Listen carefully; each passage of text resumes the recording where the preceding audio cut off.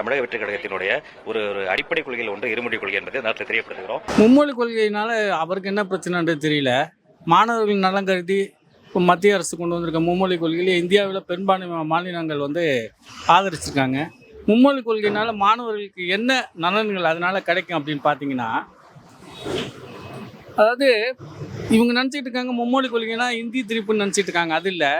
தமிழ், ஆங்கிலம், அதாவது தாய்மொழி தமிழ், ஆங்கிலம் ப்ளஸ் ஏதாவது ஒரு திராவிடம். தென் மாநிலங்களை பொறுத்தளவு மத்திய அரசு என்ன சொல்லியிருக்காங்கன்னா, ஏதாவது ஒரு திராவிட மொழியை நீங்கள் கையில் எடுத்துக்கலாம்.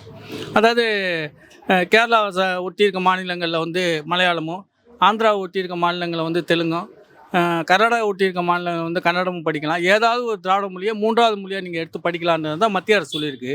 இங்கே முன்னால் இந்த அரசாங்கம் என்ன பண்ணாங்களோ அதனுடைய தொடர்ச்சியாக முன்னாள் முதலமைச்சர் சொன்ன மாதிரி திராவிட மாடல் 2.0 தொடரும்னு சொன்ன மாதிரி இப்போ இருக்க முதலமைச்சர் இந்த 2.0 தொடராரோ அப்படின்ற ஒரு சந்தேகம் இருக்குது. என்ன காரணம்னா, திமுக கொண்டு வந்த எல்லாமே மகளிருக்கான உரிமை தொகையை கொண்டு வராங்க.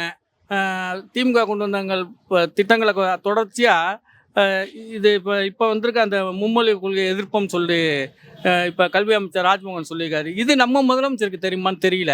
ஏன் அப்படின்னா, நம்ம முதலமைச்சர் நடத்துகிற விஜய் வித்யாசனம் பள்ளியிலே பார்த்தீங்கன்னா மும்மொழி கொள்கை இருக்குது.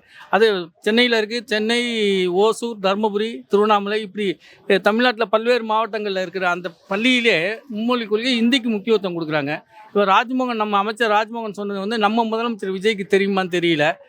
இதை மக்களுக்கான அரசு, இது மாற்றத்துக்கான அரசுன்னு சொல்லிட்டு சொல்லி ஆட்சிக்கு வந்த விஜய் அவர்கள் இது மாற்றத்துக்கான ஆட்சியாக நடத்துகிறாரா இல்லை திராவிட மாடல் 2.0 ஆட்சியாக நடத்துகிறாரான்றது இன்னும் வருங்காலங்களில் இந்த ஒரு விஷயத்தை வச்சே நம்ம திராவிட மாடலின் 2.0ன்னு சொல்லலாம்.